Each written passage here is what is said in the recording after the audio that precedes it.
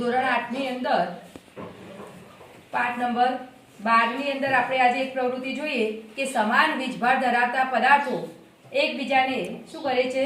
અપાકર્ષે છે. આ પ્રવૃત્તિ કેવી રીતે કરવી? તો આ પ્રવૃત્તિ કરવા માટે સૌપ્રથમ આપણે બે શું લઈશું?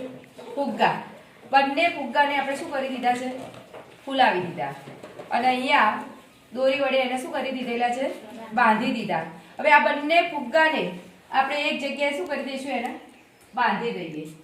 અહીંયા તો બેટા એક જણ આવો બાજુ.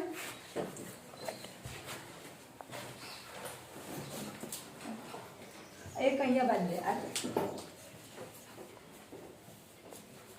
આટલો ઉપર ચડી જા. બારી અને એક જણા બારી વાંખી દેશે. પવન આવો આ સાઈડ.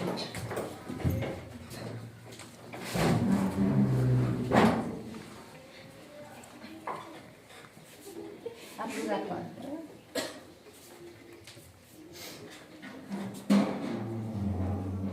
બસ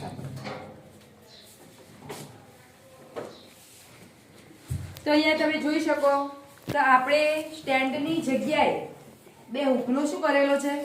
ઉપયોગ કર્યો. બંને ફુગ્ગાને દોરી વડે અહીંયા લટકાવી દીધા. હવે આ જે ફુગ્ગા છે એ બંને ફુગ્ગાને આપણે પોલિથીન બેગ વડે શું કરીશું? ઘસવાનું છે. હજી કહીએ આ બાજુ આ રીતે શું કરવાનું? જોરથી ઘસવાનું. ફુગ્ગો ફૂટી ના જાય એ રીતે.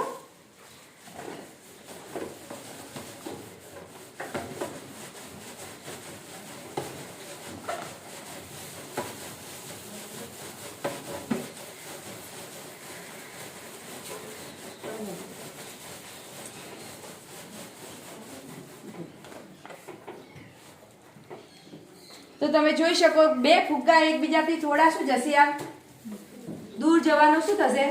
પ્રયત્ન કરો.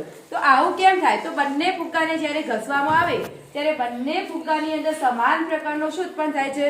વીજભાર ઉત્પન્ન થાય છે. અને સમાન પ્રકારનો વીજભાર ઉત્પન્ન થાય એટલે બંને ફુગ્ગા વચ્ચે અપાકર્ષણની ક્રિયા થાય છે. માટે એવું કહી શકાય કે સમાન વીજભાર ધરાવતા જે પદાર્થો છે એકબીજાને શું કરે છે? અપાકર્ષે છે.